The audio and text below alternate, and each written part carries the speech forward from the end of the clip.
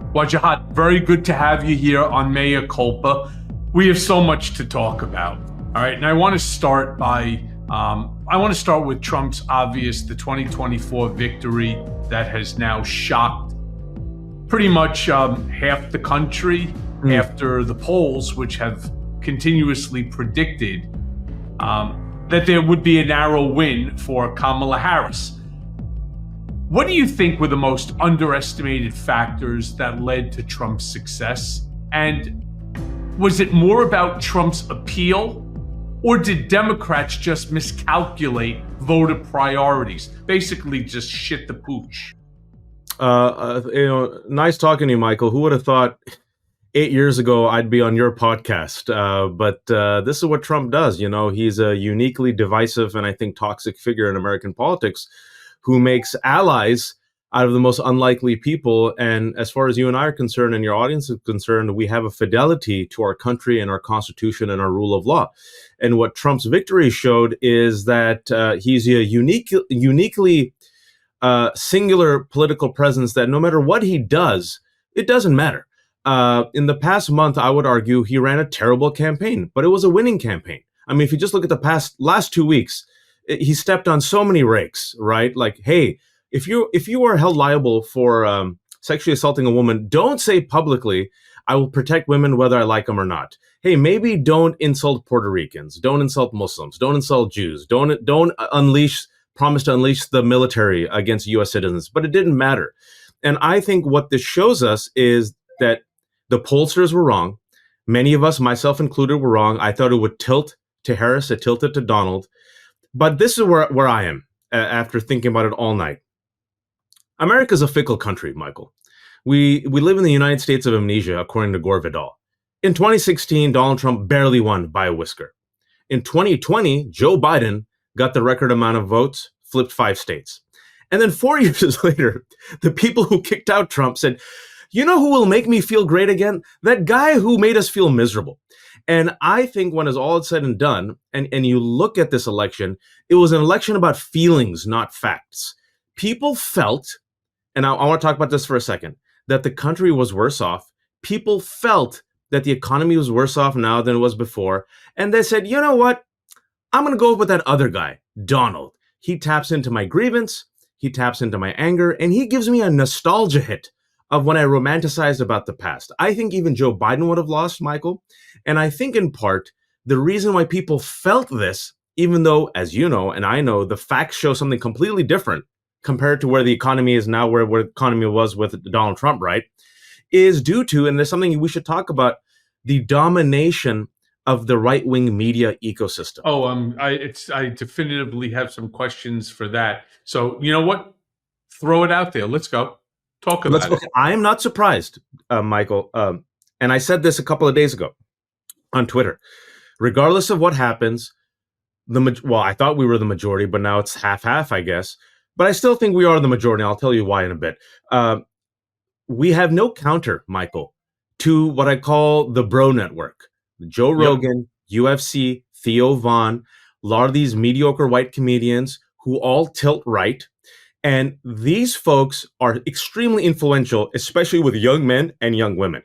Legacy media is dead. It's either broken, corrupt, or it does not reach or appeal to these folks. Now, what happened yesterday? We live in idiocracy. Who would you expect at a presidential rally, a victory rally? I don't know. Elected officials, former presidents. Who did we have? Dana White, UFC president. And who did he thank, Michael? Theo Vaughn, Joe Rogan, and a bunch of right-wing media influencers. That was not a coincidence. That was not a mistake. And unless we, and I can include we, create a robust infrastructure that is willing to take that on, I think half the country will keep losing the information war. Yeah, but to be fair, Fox News, OAN, Newsmax, the Joe Rogans of the world, they are a microcosm in terms of the viewership when you start dealing with, for example, Jimmy Kimmel, Jimmy Fallon, when you start dealing with the Comedy Centrals, when you start dealing with Seth Meyers, when you start dealing with the Bill Maher's, right? When you start dealing with MSNBC and CNN. I think it all sort of balances it out. But I'll tell you the difference. I'll tell you the difference that because I too spent a lot of time thinking about this. Each individual, whether it's you, whether it's me, whether it's someone like Lev Parnas, whether it's the Jimmy Kimmels, the Jimmy Fallons, the Seth Meyers, the whomever it might be, there is no coordinated Democratic National Committee.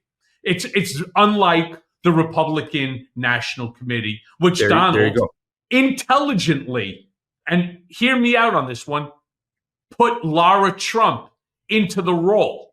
And he didn't put her in because she's competent, because she has any idea what she's doing. He put her in because it is controllable, and that he would turn around and say, Lara, reach out to Dana White. I'm going to the UFC fight. These are my people. And they did the Bro channel.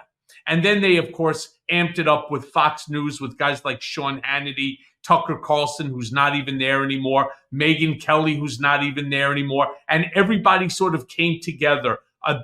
They all came and worked together in a unified message. Whereas Democrats, we don't have that. Every single one of us were basically out there on our own. Every single one of us fighting. I'll give you a perfect example. I'll give you the best example. Me, a guy who has been out there now for 7 years, since 2018, or 2019, when I testified before the House Oversight Committee.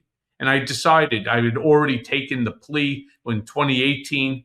So we're talking about now 6 years, going on 7. I've been out there speaking truth to power, holding power accountable for his dirty deeds. Do you know the fight that I had to ensue in order just to get a fucking ticket to the DNC convention? You would think that somebody like me, who has, I don't know, 300, 400, 500 million downloads on my podcasts, you would think that they would want to hear my voice, but no. Nobody reaches out. Everybody is doing it on their own. There is no cohesive message. I've been saying that Jamie Harrison is an absolute disaster for the party. They have not done what they need to do. They do not bring together people. Instead, what they do is they're very reactionary. You see, Trump and his crazies that are around him, they create the reality. Jamie Harrison was reacting to the reality. What was the reality? People like Olivia Troy, people like Stephanie Winston Wolkoff, people like Joe Walsh, right? People like Alyssa Farah Griffin or Cassidy Hutchinson. They brought them all in within which to speak, some of them, to speak at the convention because it's Republicans for Harris. And they thought that that was going to be a good and an important message. Do you really think that Democrats want to hear from people who were on the other side all the way to the end, and now all of a sudden they decide that they want to come out after putting out a book or two or whatever it might be, or going on ABC's The View, that all of a sudden now we need to hear from them in order to keep our message straight? Look, I agree with you, man. I agree with the 2 points. We actually don't disagree. I think they're tied. The first point I think is a very important point that you made, is that the right-wing ecosystem, as you know, is a tight, incestuous ecosystem where both hands work in coordinated effort. Media ecosystem, podcast, YouTube, they're on the same Slack channel. The messages go out, the same talking points on Tucker's show, on Ben Shapiro's show, on Fox, then gets tweeted by senators, correct? It gets Correct. Amplified. They stay committed. They stay on message. They work the refs. The institutions, as you know, bend the knee to placate bad faith, oftentimes always bad faith, right-wing actors. No such type of incestuous, tight, coordinated media echo chamber exists within the majority, the left, assuming we still are the majority, or at least half. Number one, this is why these messages, these talking points penetrate, and they double down on them and they work the refs consistently. Number two, the point that you made, and I agree with you, I said to Democrats, you are drop kicking progressives to bear hug Liz Cheney. I understand this strategy. I don't think it'll work. But if you see a path that these people who at the last second, all of a sudden now, after supporting Donald for like forever, are gonna win over your base. Okay, maybe you see something I don't. And what I think what was missing, Michael, I want your thoughts on this, is there is something. I'm going to give credit, if I may, to Bernie and Donald in 2016. Let's take the DeLorean back. Even though, Bernie and Donald, Bernie lost and Donald barely won, they tapped into, Michael, a rage, an anger, a frustration at the establishment, at the institutions, at the billionaires, at the 1%, at the institutions that have not held up or protected the majority of Americans. Bernie, in my opinion, whether you like him or not, at least gave you a coherent plan, a policy, right? Donald, bullshit. He's a product of the system. He's the 1%er. He is the swamp. He is the elite, but he tapped into it, and Republicans tapped into that rage really well. Now, if you look at the crosstabs of what we know the day after, this is where what gives me a little bit of hope, Michael. And again, I want your thoughts on this. People are fickle. You see a lot of people who went for Trump because they felt like the administration, the powers that be, was not helping them. So they said, okay, I want to change. I feel like Democrats, if they truly learn from this mistake, can tap into that grievance and that anger, unite people with that type of populist energy, and win back enough people, Michael, assuming they can actually do that, take on the establishment, be coordinated on message, and actually have guts to fight. Will they do that? And will we have another free and fair election? I don't know. Your thoughts? I don't. I don't think, and you've heard me say this before, that my biggest fear is if that Donald wins the election in 2024, there will never be another free and fair election. Donald ascribes to the notion that it doesn't matter who you vote for. All that matters is who's counting the votes. And I think that democracy as we know it, our democratic republic as we know it, is going to be forever altered. And it's not about Donald. That's the one thing that I want to make it crystal clear here. I get from a lot of people, especially even after this election, well, you're just a hater of Donald. No. In fact, as most people know, and as I'm writing in my third book, I stated at the time of the trial, the criminal trial, I loved him. I admired him. I worked for him for over a decade, almost a decade and a half. Don't tell me I hated him. I said that to Todd Blanche. You're wrong. I just don't like what he's doing. I don't like deciding that a woman should have no reproductive decision-making rights. I didn't like in March of 2017 when I was in his office and he said to me, "What do you think of our immigration ban?" And I said, "No, boss, stop. This is me. When it's not an immigration ban, it is a Muslim ban. And I am not okay with that. I have friends who are Muslim. They are Muslim Americans. They were born in this country. Their children are born in this country. Even if they weren't born, their kids are. And they've been here for 25, 30 years. I'm like, you're acting in a way that I said, it's just really not you. His response was, it was Steve Miller, Steve Bannon that wrote this. We'll get it right the next time. I'm like, what do you mean the next time? By the way, I predict that will be the first bill that this guy puts out. It's not the Muslim ban anymore. This is going to be a mass deportation. That, I believe, is the first thing that he's going to do. And it's dangerous. It's dangerous to this country, not just economically, but also civilly. I'm Michael, I was going to ask you this question. Oh, sorry, go ahead. I just want to ask you this question because you know him. Look, fool me once, fool me twice. I've been covering Donald for 10 years. You know him intimately. When he went up yesterday in front of America and said, "I will unify."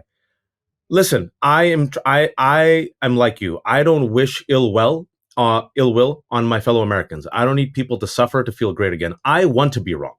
I want to be wrong about Donald. I want to be wrong about MAGA. I hope he unifies. I hope he learns from his mistakes. But what I've seen, Michael, and even when he survived the assassination attempt, he was just supposed to stay on message. Remember at the RNC, He drifted off message and did a 9,000 word improvised speech, which became old, grievance, angry, vindictive Donald. So I ask you, knowing this man, having worked for this man, having done the dirty deeds in the past, will he change? It's hard to believe that he's going to change. There are no guardrails now to even prohibit him from doing it or inhibit him from doing.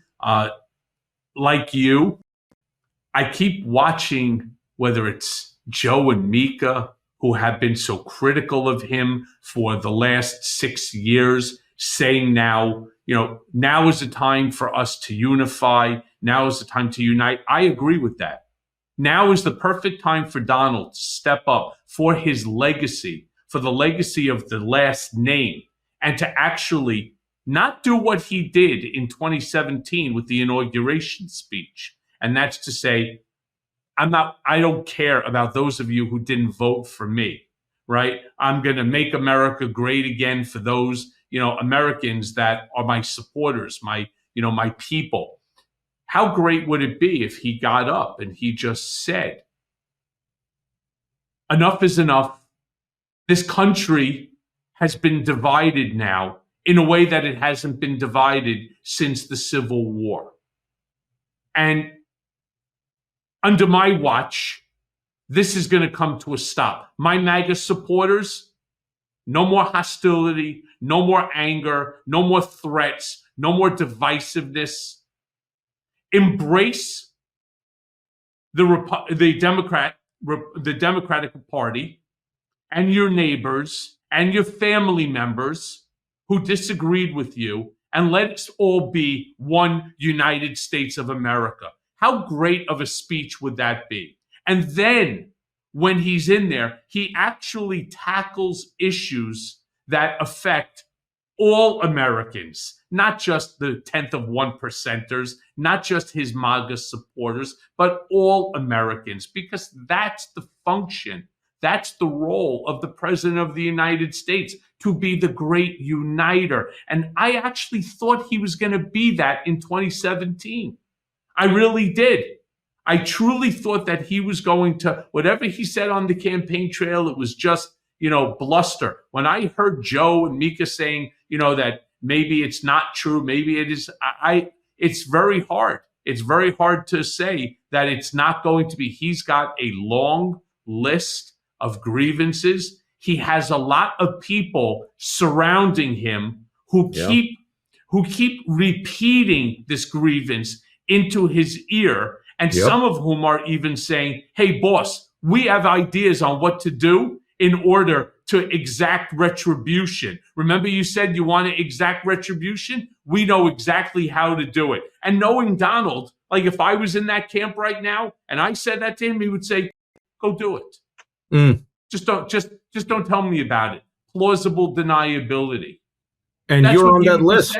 And you're on that list. And it's one of those, that's what people who brush it off, right, Michael? And I'm like you. I hope he does it. I hope he changes. I don't think he will, because you've worked with him. I've been following him and covering him. Republicans have a chance here, right? If they really want to run the margins against Democrats, if they really want to just crush for the next 4 to 8 years, you know what they should do? We pissed off a lot of women. Our racist comments, our white supremacist talking points, they really alienated a whole bunch of people. But look, we tapped into grievance, and we tapped into nostalgia, and we tapped into taking on the establishment, even though we are in the establishment. You know what? Let me reach out to these Latinos and Muslims and Arabs and Black folks. Let me curb some of this hateful rhetoric.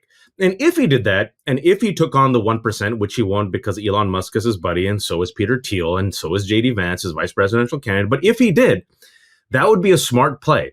And Donald Trump is the leader of MAGA. It ain't Stephen Miller. It ain't Steve Bannon. What Donald Trump says goes. But my fear is, like what you said, is he will outsource it. He's surrounded by people who are vindictive. You already heard Kellyanne Conway talk about it. There's an enemies list. Apparently, he was going to target people. He wished violence upon the press just 2 days ago. And so, for me, I have to go in with eyes wide open, and I have to find a way to protect myself, my family, my communities, my allies.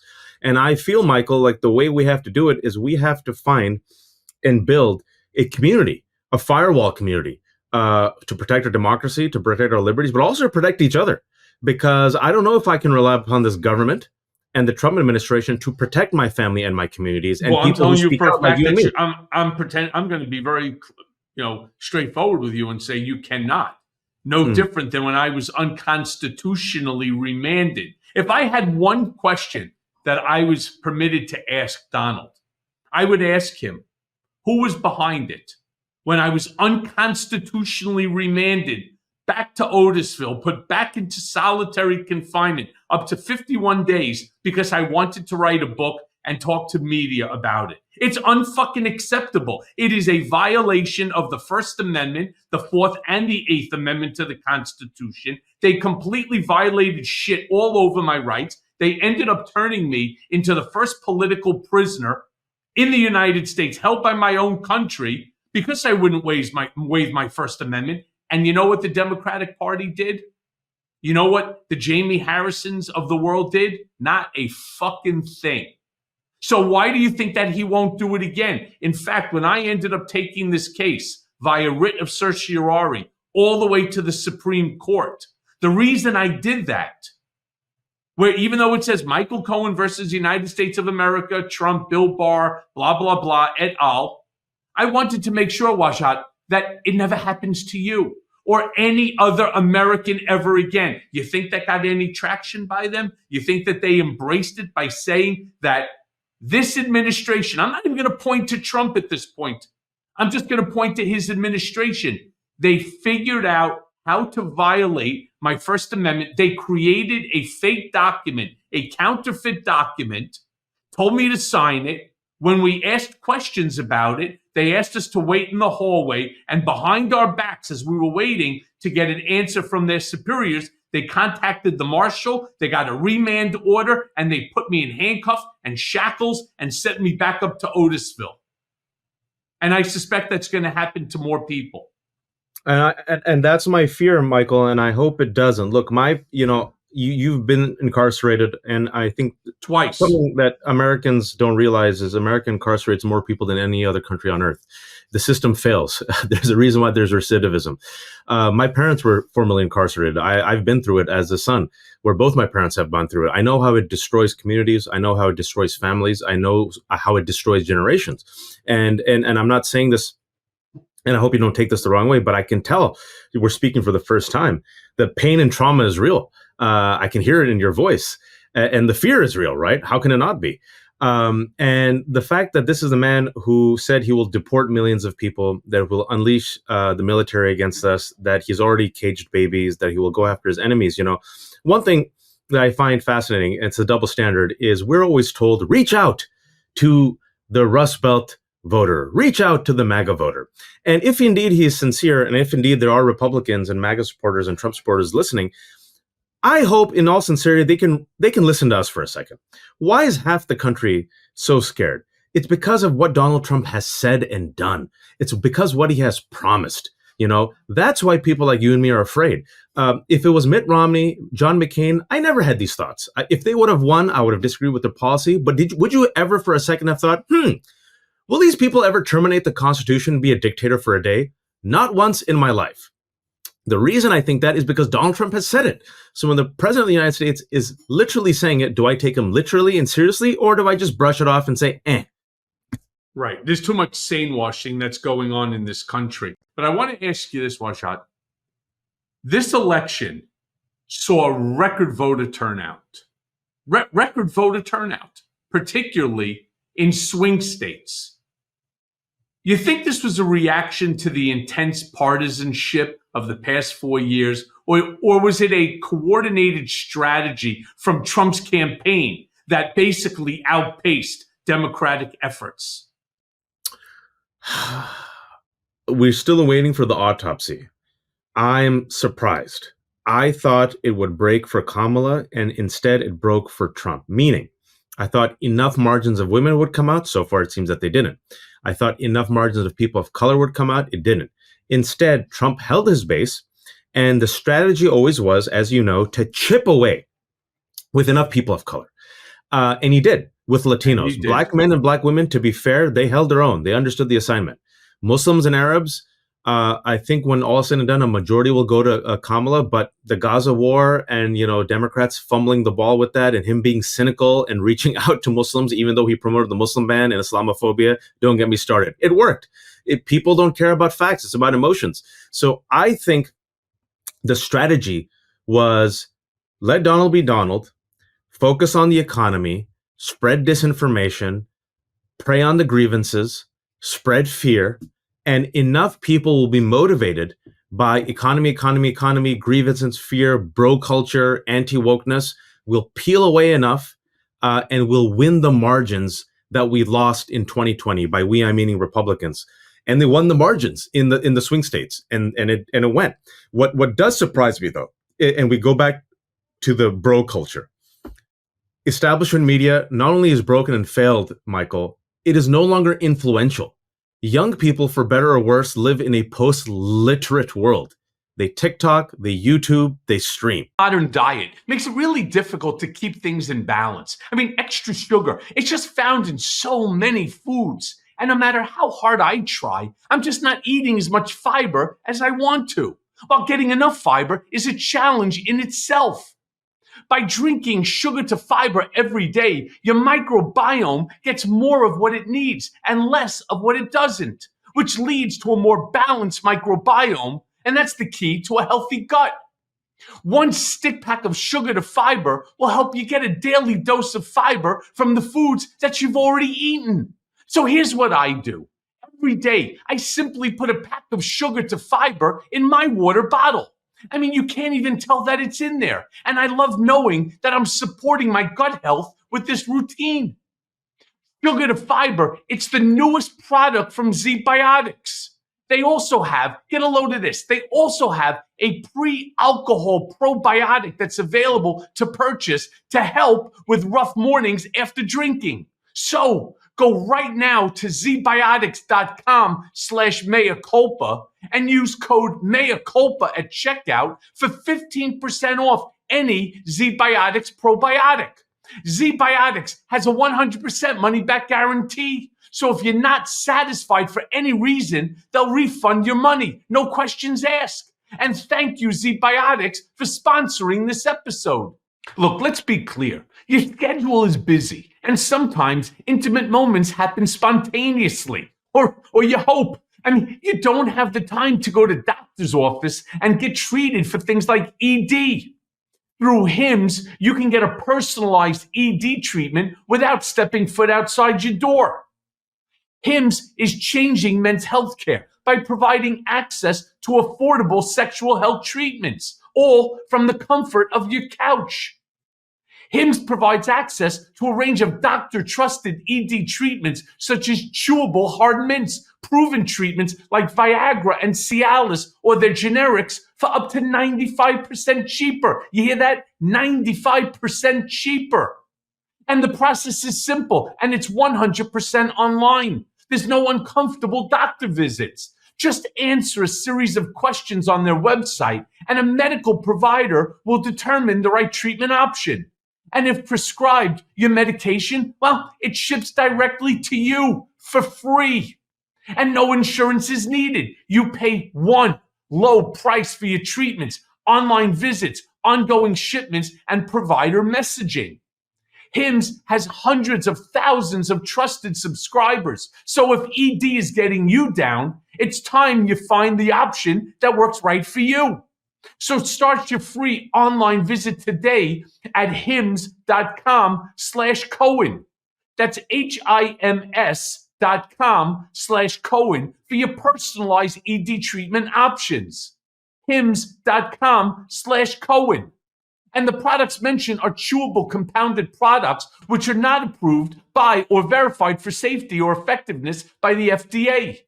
Prescriptions require an online consultation with a healthcare provider who will determine if appropriate. Restrictions apply. See website for details and important safety information. Subscription required and price varies based on product and subscription plan. The fact that Theo Von and Rogan got a shout out tells you everything. And a lot of young men, I'm telling you, you know this, I know there's a lot of young men just feel like the Democratic message didn't appeal to them. And also the very skillful, and I will give credit where credit's due, the skillful anti-trans ads that I have been seeing for the past few weeks at football games. You watch football every Sunday, all those Republican ads, they, them, coupled with the bro culture, coupled with a woman running. It won just enough. It peeled just enough. They turned around, the way I see it, they turned around and they made MAGA into a fraternity slash sorority. That's right? Very good. And that's really what it is. It became a fraternity sorority where you'll see on TikTok a slew of super attractive girls dressed very very skimpy. And all of a sudden they'll just start dancing and it'll be to a Taylor Swift song. And next thing it breaks out to, I'm voting Donald Trump. Yeah. And they were relentless. If I tell you, there must be 1,000 of them every single hour new that are coming out. They have created a culture where it's us versus them. It's our red hat versus your blue Harris Walls hat and so on. And they're more aggressive. They're angry and they're ferocious in their commentary is really the way. And these people they want to be that. They want to have the ability to say to you, fuck you, Wajahat, all right? You fucking asshole, you Harris Walls, jerk off, you half in the bag trans, you this, you that. They have a line for everything. And I know I'm the recipient of it on so many occasions, regardless of where I go. And that's here in New York. I can't imagine what would happen if I was in Alabama or parts of Texas or Kentucky. Trump gives them permission to unleash their id. Trump gives them permission to speak without restraint. Trump gives them permission to air out their grievances without, tact, decency, morality, ethics. You have kids. I have kids. You teach them to be, decent. He says, no, I'll be vulgar. I will say what I want. I will grab women by the pee. I will fillet a microphone because I want to. I'll call my enemies trash. And I'm going to get rewarded for it. And that is very appealing to a lot of folks in America. The sad part is that ferociousness, and I'm glad you said that type of matching fire with fire, there is no counterpart with Democrats. I've always said, Michael, I don't know if you agree with me, Democrats bring a knife to a gunfight, Republicans bring a bazooka. Who do you think is going to win? Right. I've heard it, and I totally agree with you 100%. But I want to go into something that you were talking about, the whole misinformation, disinformation, malinformation, because that's just been a hallmark of Trump's campaign strategy. It always has, and it will continue to be. I remember going back to 2015, 2016. During that campaign, there was a shit ton of misinformation, disinformation, and malinformation, including starting with birtherism, right? I mean, it's one conspiracy theory after another. It's one viral falsehood after another. But here's the thing that he's successful in doing. And I think you touched on it. It shapes the narrative. He shapes the narrative. Every day, the media, they're like, what's he going to say today? And 20 people are put onto it. Make sure you're the first one to get the story out. So everybody from podcasters to TikTokers to Instagram influencers to the New York Times to the Wall Street Journal to everybody, they're out there trying to discuss the narrative, the falsehood that just came out, and everybody's opining on it. In fact, what ends up happening is, whether it's true or not, whether it is blatantly false, because you just know it to be false, like Haitians are eating your cats and dogs, it got so much airtime that, as Trump says and always has, all press is good press.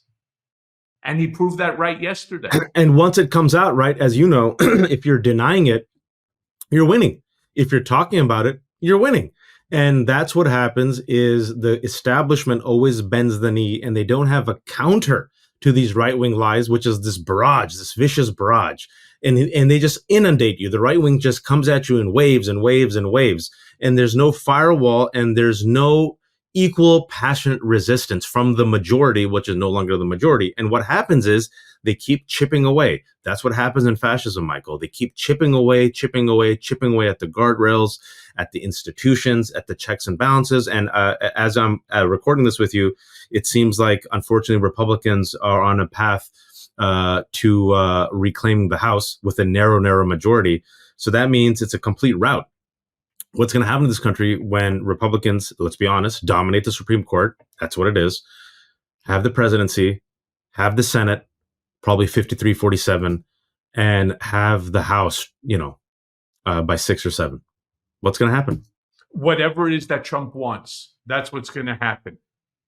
He has an idea, he has a thought, whatever it might be. MAGA Mike Johnson, make it so, because he'll be speaker still. And then obviously Chuck Schumer will no longer be speaker of the Senate. And so that'll go to somebody else. Don't know who yet. There's a bunch of MAGA senators that are available. I do want to say that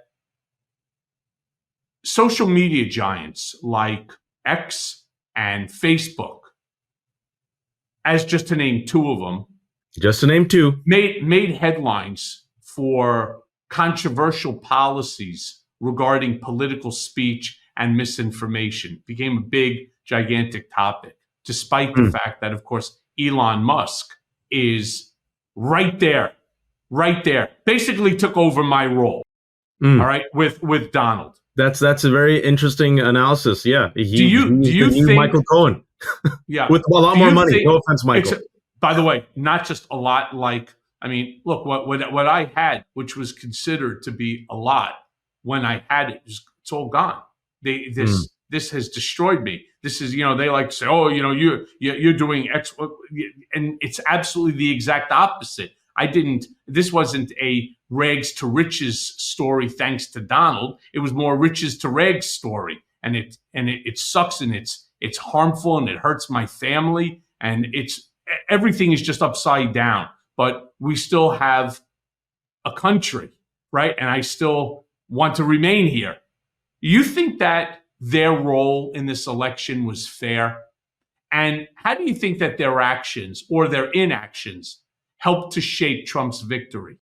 There's no inaction. It's direct, covert action, all in. Elon Musk did not hide it. $1 million giveaways, bought Twitter, which was a money-losing factory to spread disinformation, is in relationship and talks with Vladimir Putin. A huge aspect of this election that no one's talking about, I think they should, is that Russia actively interfered on our election days by promoting bomb threats, Michael. I mean, don't you think that should be big news? I'm not saying, It's not. No one's even talking about it. They're like, Russia sent in 40 fake bomb threats, especially in blue counties. Meh. I mean, would it have altered the election? No, but pretty big deal, right? And we know from back in the day when the Republicans held control of the Senate Intelligence Committee, Russia did interfere in the election, and Russia wanted Trump to win. Russia doesn't care about Republicans or Democrats. Russia cares about Russia and about weakening in America and weakening Americans' economy and dividing America so they can have their ambition in the Ukraine and weaken, checks and balances and NATO. And so big winner is Elon Musk. Big winner is Putin. Big winner is Viktor Orban. For those who don't know, I think they do know following your podcast, Viktor Orban is the nationalist leader of Hungary, who is the model of Steve Bannon. And Steve Bannon said that Viktor Orban was Trump before Trump. Republicans have said that Viktor Orban's quasi-democracy, I'm putting it quotes for those who can't see me because it's not a democracy, it's a sham democracy where they have elections, but it's nonsense. It's an authoritarian country with a one-party rule. They said that's their model, Michael, for America. So Elon Musk, Bezos with his inaction. I don't know if you saw his pathetic, sycophantic tweet today, praising Donald Trump. It was just disgusting. He was hedging his bets. All these billionaire bros hedged their bets, went all in with Trump. They have a huge role to play. And the word that I think will become mainstream, a word that you and I know, but I think people are about to find out the harder way is oligarchy. We're about to go to the age of oligarchy in the United States of America. I And if we can't haven't been believe there it. already. Yeah. Look, let me also then bring up, Trump has openly challenged institutions from the DOJ to the media, labeling them as, in quotes, corrupt or anti-American. What do you think that this victory means for the strength of the United States democratic institutions? And you believe that these systems can withstand another term, another 4 years, when, as you just pointed out, not only is the White House Republican controlled, but so is the Senate and the Congress. So is the Senate and the House. I mean, it's we're in tough times, man. Like this is, what's your take? What do you think? What do you think is going to happen? What do you think's? I think everybody will bend to Yep. Trump's knee. There's Yep. no doubt. And there's no doubt in my mind. A lot of people keep saying to me, maybe you should even do this podcast. Maybe you shouldn't have your TikTok show. Maybe you shouldn't do political beatdown. Maybe you should stop going on television. Don't write your third book, which, by the way, I just finished. Now I'll show you something. Here's my manuscript. Here's my manuscript. You imagine this? I'm going through the editing process. I don't even know if this book will ever see the day, the light of day. Why? Because will the publisher publish it? Well, that's number one. And number two, what will be the repercussion? The fact that I put out a book could ultimately once again get me thrown back into prison, which, let me be very clear, it's fucking miserable. It's miserable. Prison's terrible. All right. Being away from my wife and my children, losing all my money, my law license, my businesses, my reputation, my honor, my happiness. It's fucking miserable. And let me tell you, solitary confinement, that's the fucking worst. 24/7, locked in a room, nothing. You don't know whether it's day and night. You have no clue. None of this bullshit. Oh, you're going out to the yard for an hour. There was none of that. None of that at all. So what do I think? I think that every single person that ends up working in the administration will sign a loyalty oath. They will sign a loyalty oath, not to the United States of America, not to the Constitution, not to the rule of law, but to Donald Trump, because that's what he wants. You know him better than anyone, Michael. You were his right-hand man, and I agree. Donald Trump does not care about democracy. He does not care about they, them, he, she, her, him. He cares about me, myself, and I. Those are the pronouns that he cares about. And I don't think he cares about the country. He ran again to stay away from jail. He ran again to escape accountability for his numerous crimes. And based on what we've seen with Jeff Bezos and I haven't seen Morning Joe, I believe you are correct. I believe the establishment and institutions, instead of doing what they should, which is use their voice and their powers to resist, they will obey in advance. And Timothy Snyder, who wrote this book called On Fascism, On Tyranny, he gave these rules. It was a best-selling book on how to resist tyranny, an authoritarian regime. His first rule, Michael, was don't obey in advance. And what did we see so many people do? What did we see Bezos do last week? Bent the knee in advance. No editorial from the Washington Post, whose headline is Democracy Dies in Darkness. Well, it seems like democracy dies for billionaires. Well, he wanted to protect his space program. That's right. My understanding is that only a couple days earlier, he had met, whether it was with Elon Musk or with Trump and so on. I mean, this is just not normal. How about this? How about don't fucking buy the newspaper? Because what I found the Wall Street Journal to be no different than is in Russia, their newspaper is called Pravda, which in Russian means truth. There is no truth to it. The truth is what Vladimir Putin determines is truth. And my biggest fear is that you're going to see things like what happened to Jamal Khashoggi, happen. You're going to start to see acts that are taken against media, right? Because it infuriates the king.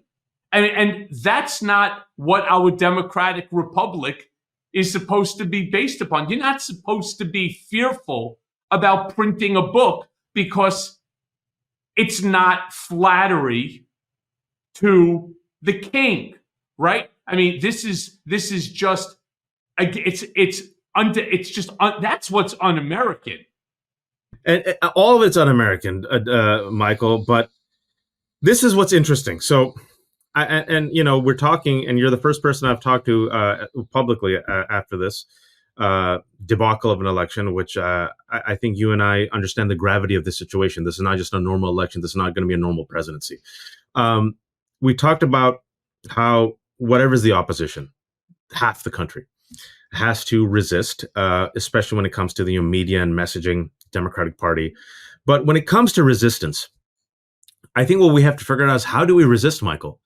How do we resist, especially those of us from marginalized communities and those of us who have spoken out and those of us in the limelight or the target sites like you, when we're dealing with, for the first time in our history, an authoritarian president who doesn't care about rules, who now, as of right now, is on track to have complete domination, Senate, House, Supreme Court, and presidency. And based on his words, on Project 2025, will purge the government with loyalists. As you say, he will make them sign a loyalty decree. Has said he will purge the DOJ and use it as his own instrument. Will have the most vindictive people as AG, DHS heads. How do we resist? This is going to be a question. Or do we fracture? Do we go silent? And do we just try to protect ourselves and our families? It's a great question. What's the answer?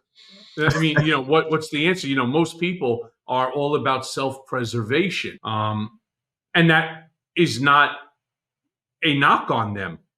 Self-preservation is really it's a human instinct. However, if you, Wajahat, go ahead and you stick your head in the sand and hope that by the time you pull it back up, that this nightmare will be over, assuming that a nightmare even occurs, but let's assume that it does. Nobody would be able to fault you for doing that, because let me be very clear. We are dealing with something that this country has never, ever seen in its 248, going on 249th anniversary. We have never seen authoritarianism, where complete and total control of government rests in the hand of somebody who sees themselves as an authoritarian. It's gonna be. I already see people bending the knee. I hope they don't. The person who hasn't, as of this recording, I just saw, Letitia James isn't bending the knee. She had a pretty robust, fiery presser. I don't know if you saw it. It just happened a couple of minutes ago. I mean, I didn't see it, but I'm looking at some of the feeds. Letitia James, the AG of New York. I am curious. Of course, I know. I was the key witness. I was the key witness in that case too. And there you go. So and then MAGA's going after her right now because they're like, it's really interesting to me. How do you confront a bad faith right-wing group? Because it's interesting, Michael. Everything was rigged unless he won. Now it's not rigged. Have you noticed that? The election was rigged a couple of days ago, but now he won. It's not rigged. But the election was rigged in 2020 when he lost, but it wasn't rigged in 2016 when he won. How do you confront bad faith liars? And how do you take them on when there's no shame and when there's nothing but hypocrisy? I hope Letitia James and people like her in states which are bluish or purple, where there is somewhat of a firewall when it comes to the Supreme Court, when it comes to the AGs, the House, local governments. I'm curious, Michael, and we're in new terrain. If these pockets, and I'm talking about city councils, local, cities, certain states, if the center can hold within these places and unite, will it be enough, Michael? Will it be enough if we have another election? Nope. Not even close. Not even close. Again, it needs to be reiterated. The presidency, the White House, you have the Senate, you have the House, and you have the Supreme Court. What whim cannot be effectuated when every single person that will be a decision maker, from the Speaker of the House to the Speaker of the Senate to the Supreme Court, that has already shown us that they are biased. When you're going to have somebody like an Eileen Cannon as the Attorney General, or a Jeffrey Clark, a guy who was willing to overturn a free and fair election because Donald wasn't happy with the outcome. What do you think happens to anybody and everybody else? There is no guardrails anymore. There is none. When everybody will do, regardless of what's asked, that one man requests, that man is no longer a president. That man is the king. That man is the monarch. That man is the Führer. Plain and simple. Whatever he says goes. And you know why that they're going to do it too? Because they don't want to lose their job. They don't want to become like us. They don't want to be part of the masses. They want to remain the oligarchs. They want to be part of that oligarchy. And if you go ahead and you deny the master what he wants, you are stripped of your title. You're gonzo. And let me tell you, that's the one thing that I hope Democrats also take a fucking lesson out of the Trump playbook. Donald Trump doesn't give a shit if he fires you or keeps you. You are there to serve him.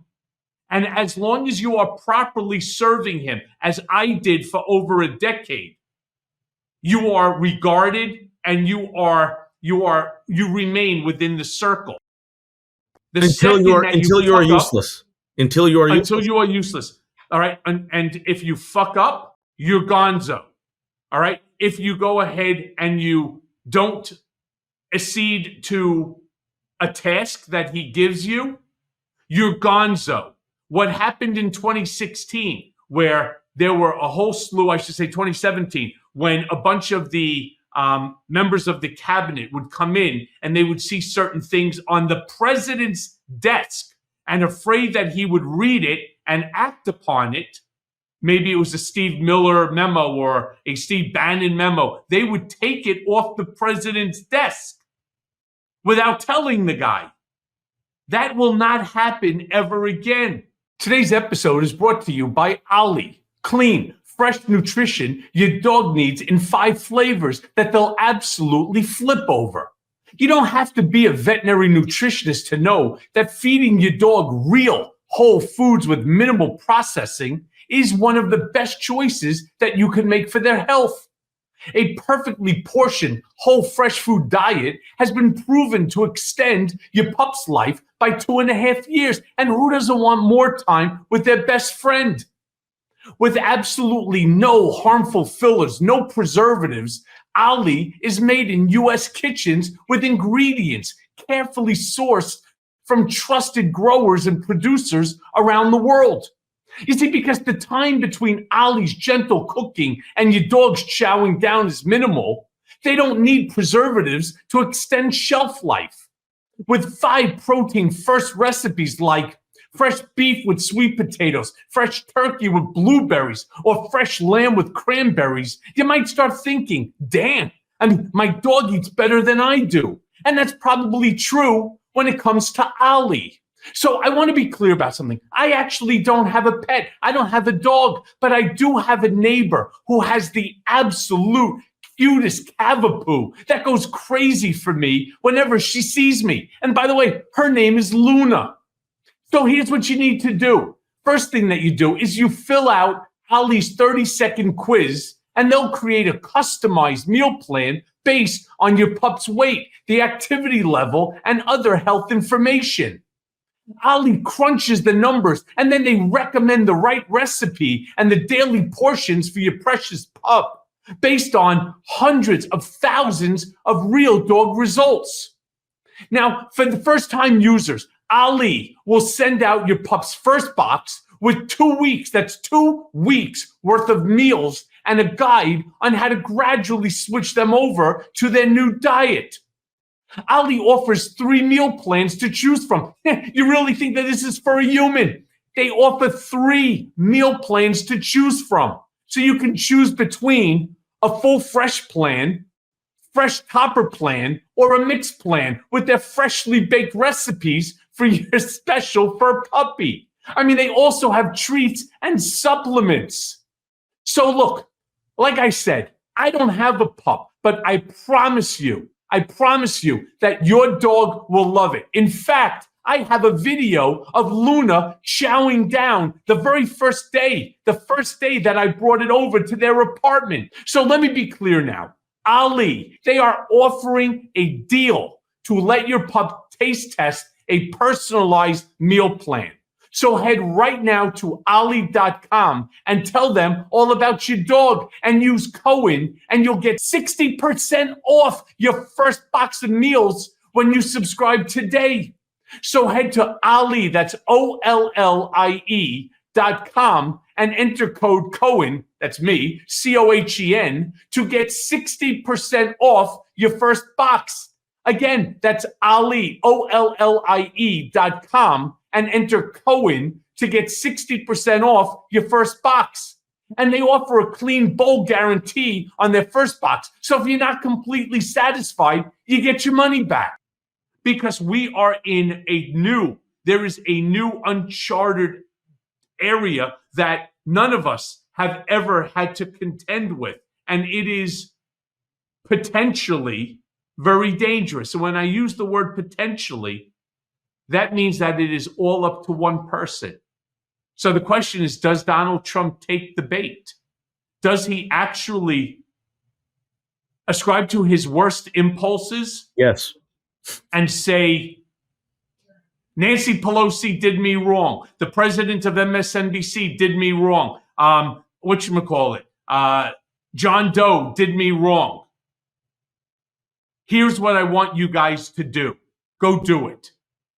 Because that's how he would behave at Trump.org when he would task me to get something done.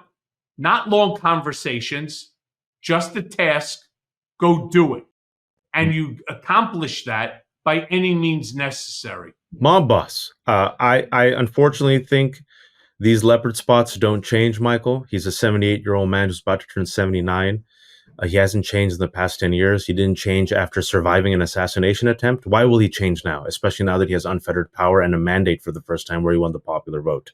A question I had for you is because, you know him and you know the Republican Party. And a conversation I was having with a few people yesterday.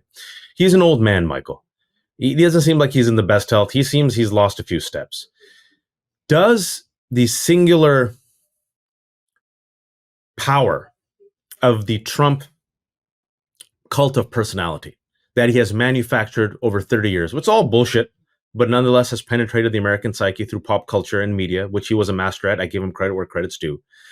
Does that transfer to a J.D. Vance, a Ted Cruz, a Lindsey Graham, a Ron DeSantis, a Nikki Haley? Meaning, no. If he dies, when he dies, we all die, what will happen to the cult of MAGA? Will they rally behind Vance like they rallied behind Trump? I say no, but people think I'm being foolish. I ask you. I also say no. However, there are others who have not Donald's swag. All right. That's unique to him. Even Donald's own children do not have his swag.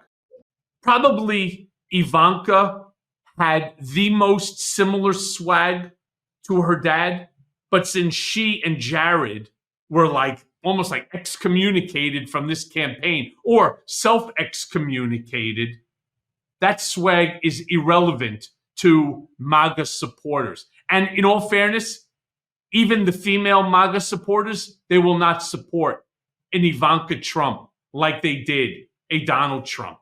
Yeah, they haven't. Not. But I'll tell you who they might. Donald Trump Jr. You think so? I do. I think that Donald Trump Jr. has taken on a completely new persona, one that I do not recognize at all. Of all the children, I was closest to Don Jr. And I've said this, I even said this when I was on the stand. It breaks my fucking heart that a kid, a friend, somebody who we used to go as couples out for dinner with him and his ex-wife Vanessa, who's a sweetheart. When he would have a problem, he would come to me and I would handle it, including some issues that he could have gone straight to his father to deal with. But he didn't have that relationship, believe it or not. Over the course of the last 6 years, I've watched Don Jr., I've watched him find himself. I've watched him take the beatings from his dad and grow with them. I watched the swagger and the enthusiasm that he's generating when he steps onto that stage, that MAGA stage, to announce whomever it might be. I think another person that has a similar type of swagger, and somebody even more dangerous, is Elon Musk. And I say that, and there was an article by Kathleen Fung of Newsweek where she asked me, we were having just an idle conversation, and she ultimately made a story out of it when I said that Donald Trump eats alone. Now, I wasn't talking about literally eating alone. I was talking about figuratively. He does not share the spotlight with anyone. And if you take a look at that MAGA rally, that racist rally at Madison Square Garden, and Elon Musk was brought up to the stage, the applause, the yelling, the hooling and hollering for him was even greater than when Donald stepped onto the stage. And I want to be clear about something. That shit doesn't go unnoticed in Trump camp, because it's not Donald who will figure it out on his own. It's one of the other people that are in the circle that are angry because Elon Musk is getting all of Donald Trump's attention. Everybody fights for his ray of sunshine. I can't tell you how many attacks came from people within on me, including what I believe to be the very first one, which was to throw Michael under the bus.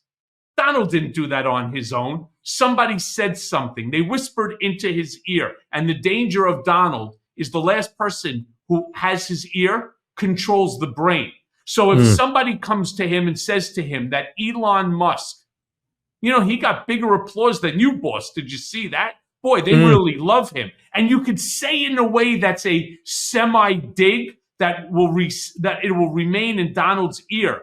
But he won't act upon it today, but he'll take notice of it. And he'll be waiting for the next one. And he'll even have somebody like a Dan Scavino go out there with an applause meter and ask Dan to give him the exact numbers. And if that number for Elon is greater than his, Elon, you got a big fucking problem, buddy.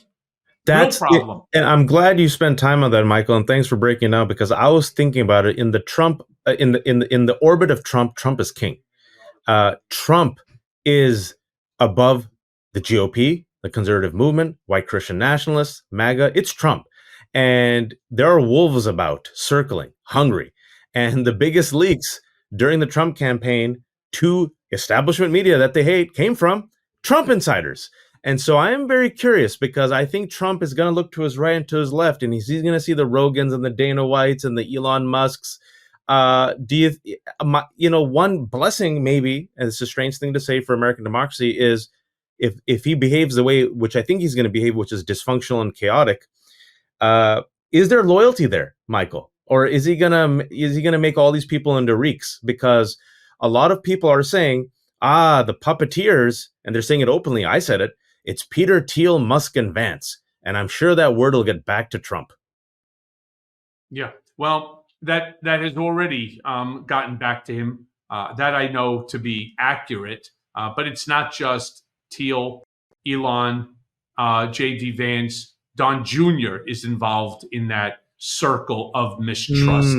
So are others like the Paulsons, the Lutnicks of the world. But then you have some of the old timers who, like a Boris Epstein, who you constantly see him hanging out over Trump's right shoulder. Anytime there's a camera with Trump sitting, Boris is camera right over Donald's shoulder. And don't think Donald doesn't notice that. And that shit pisses him off.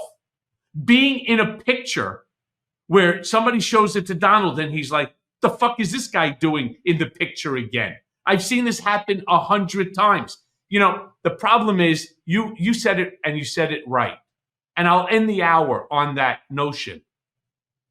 You said it exactly correct, that Donald is the king. And there is nobody else in the kingdom other than the king. There is no queen. There are no princes.